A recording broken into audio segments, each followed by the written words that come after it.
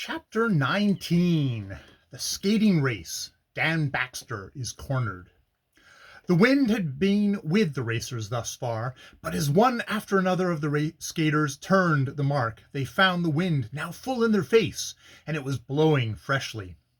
"Mumps will win beyond a doubt," was the cry, as the lad from Hudson River forged still further ahead. "My skate is loose," cried Larry, and a second later the skate came off and flew 50 feet away. By this time, Dick and Fred were coming up, slowly but surely. It seemed to be nip and tuck between them, and the friends of each cheered wildly. "Go it, Dick! You can come in second anyway! Make him follow you, Fred! You can do it if you try!" On and on went the racers, Mumps still 10 feet ahead, Fred and Dick side by side, and the others in a bunch just back of them. But the strain was now beginning to tell upon Mumps, who had pushed himself too much from the start. Halfway to the finish from the turning point, Dick and Fred began to crawl up until they were less than a yard behind him, one on either hand. "Go it, Mumps! They're catching you!" Mumps did try to increase his speed, but his wind was gone, and he could hardly strike out. The finish was now in sight, and the boys began to shout on every side. "Go it, every one of you! Hurrah, Mumps, Dick, Fred are in a tie!" It was true the three boys were side by side, but presently both Dick and Fred made extra efforts and forged ahead. "It's your race, Fred! It's yours, Dick!" But it was neither's race, for, with a shout, both whizzed over the line at the same instant. A tie! And Mumps ain't in it! "3 cheers for Dick and Fred!" shouted Frank Harrington, and the cheers were given with a will. By this time the play hour was over, and all the skaters rushed back to the hall to get ready for the drill previous to supper. It is needless to add that each lad bought an extra big appetite with him. All of the Rover boys noticed that Dan Bxtr did not turn up at roll call, nor did the bully put in appearance that night. "Got a day off," said Mumps, but that was all he could tell. Late on the following day, Tom was walking towards the gymnasium when he caught sight of Bxtr just entering the school grounds. He at once ran towards the bully. "Bxtr, I want to have a talk with you," he said sharply, as he looked the bully squarely in the face. "Do you?" was the uneasy answer. "All right, fire ahead." "Hadn't you better come up to the dormitory? We can have it all to ourselves, for the others are either in the gymnasium or on the lake." "Well, I was going up to our dormitory anyways," answered Bxtr, and stalked off, leaving Tom to follow him. Once they were in the dormitory, occupied by the bully and his set, Bxtr locked the door. "Now, out with what you've got to say, and be quick about it," he growled. "I want to know who that man was you met in the tavern in Cedarville." "Didn't meet any man in particular, met a half-dozen in general." "You know the man I mean, the tall fellow, with a scar on his chin." "Oh, that fellow? I think his name is Nolly. He's a book agent, and I promised to buy some histories from him." And Bxtr pretended to yawn, as if he was not especially interested. "You are not telling the truth, Bxtr," answered Tom, undaunted by the show of nerve. "Do you mean to say I lie, Rover? Take care, and you may be sorry for what you say." "You can't pull the wool over my eyes, Bxtr. That man's name is no more Nolly than mine is, George Washington, or yours, William McKinley." "Isn't it? Then perhaps you know his real name." "I do. His name is Arnold Bxtr." Had a bomb exploded at Baxter's ears, he would not have appeared more astonished.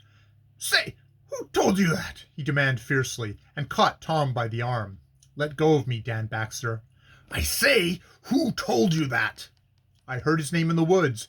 He was with the man who robbed my brother Dick of his watch when we were at home."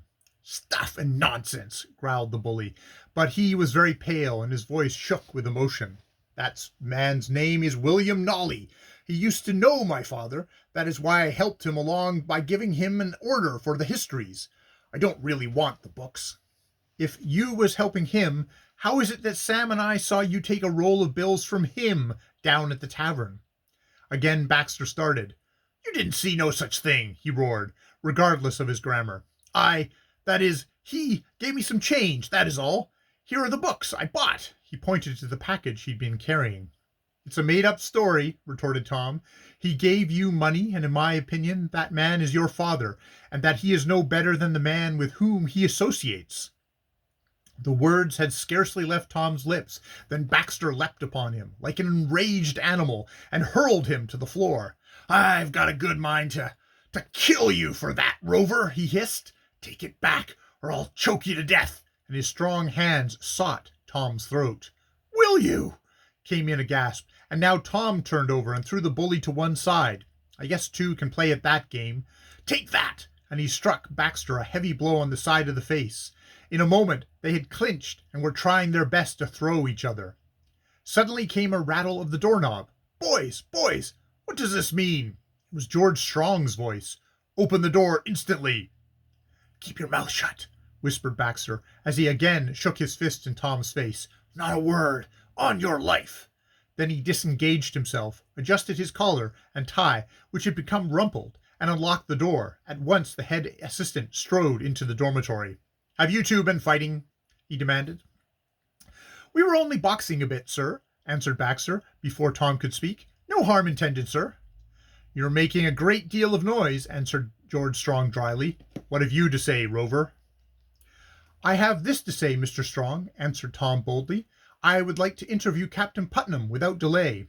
Don't you dare, began Bxtr, when a wave of the teacher's hand cut him short. What about, Rover? About this affair, and about Bxtr, sir. I am not a tattletale, but certain things have happened which I think Captain Putnam should know for his own sake, and for the reputation of his school. You imp! You imp! Hissed Bxtr. He wanted to spring at Tom, but now George Strong caught him and held him fast. Bxtr, you had better come with me, and you too, Rover. To see Captain Putnam? Queried Tom. Yes. I don't want to go, blustered the bully. Let Rover tell his yarn. I don't care. It will only be another of his lies. Then you shall go to the guard-room, said the teacher. Rover, you may go to see the captain alone. I will, sir, at once. And Tom made away. He had no sooner departed than George Strong marched Bxtr off to the guard-room previously described. As the pair passed down the stairs, they encountered Mumps coming up. Hello, Dan, what does this mean? Asked Mumps in wonder. I am under arrest, laughed Bxtr bitterly, and for nothing, too.